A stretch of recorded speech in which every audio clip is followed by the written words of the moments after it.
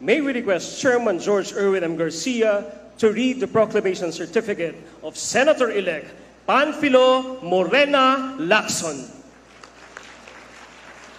The National Board of Canvassers, we, the Chairman and Commissioners of the Commission on Elections, sitting en banc as the National Board of Canvassers of the May 12, 2025 national and local elections, do hereby proclaim Panfilo Morena Lacson as Senator-elect to serve for a term of 6 years ending on June 30, 2031, in accordance with Section 4, Article 6 of the 1987 Constitution, Republic of the Philippines. Given this 17th day of May 2025 in the city of Manila, Philippines. Signed, George Erwin Garcia, Chairman. Commissioners Amy P. Ferulino, Ray E. Bulay, Ernesto Ferdinand P. Maceda Jr., Nelson J. Celis, Maria Norina S. Tangaro Casingal, and Noli R. Pipo. Attested to Fisto E. Elnas Jr., Executive Director.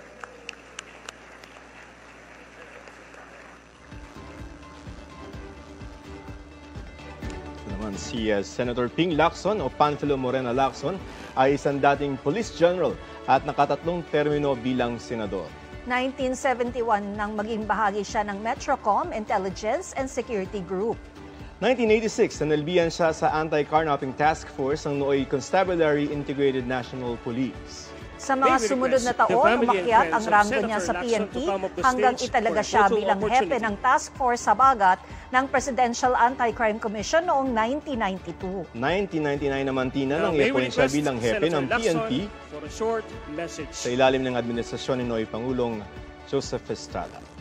Eleksyon 2001 nang manalo siya sa senatorial race at nasundan ito noong 2007 at 2016 elections. Noong 2013, sa ilalim ng Administrasyong Aquino, itinalaga siya bilang Presidential Assistant for Rehabilitation and Recovery.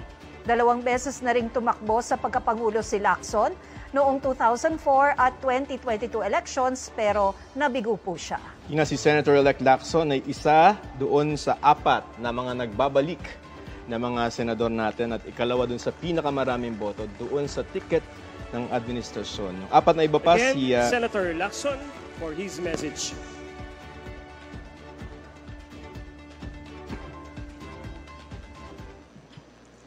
Matagal-tagal ko na rin kakilala si Chairman Garcia, no?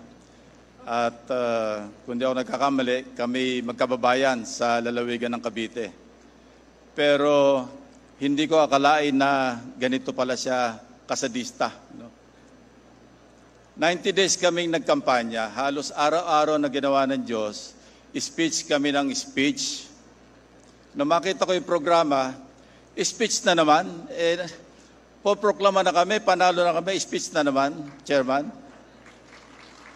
Levity aside, no? Barring any future adverse, serious, and credible issues or accusations raised against the Commission on Elections in the conduct of the May 2025 elections, I take my hat off to Chairman Garcia, the COMELEC commissioners, the staff, the employees of the Commission on Elections for a job well done.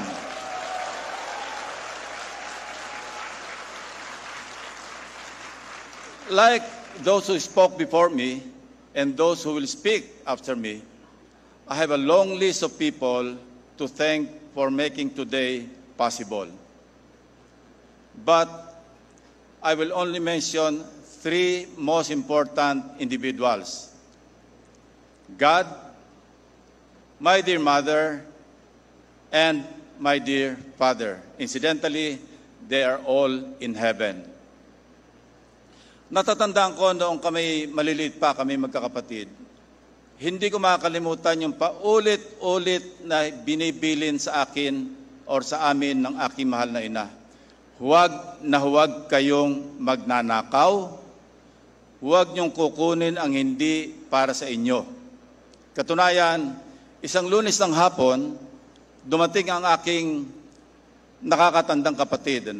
1950s ito, nasa elementarya pa kami. Tuwan-tuwa siya, binabalita sa aking ina, Inay, nakapulot po ako ng 1 sentimo. And mind you, huwag natin matayin ng 1 sentimo nung araw, nung 1950s. Late 50s po ito. Dahil mahalaga po ang 1 sentimo. Ang sinabi ng aking ina, ang may-ari ng 1 sentimo na yan, hindi makakatulog ngayong gabi. Kaya saka hanap ng pera na yan. Kaya bukas ng umaga, pagpasok mo sa eskwela, hanapin mong pilit kung sino ang may-ari at isauli mo sa kanya.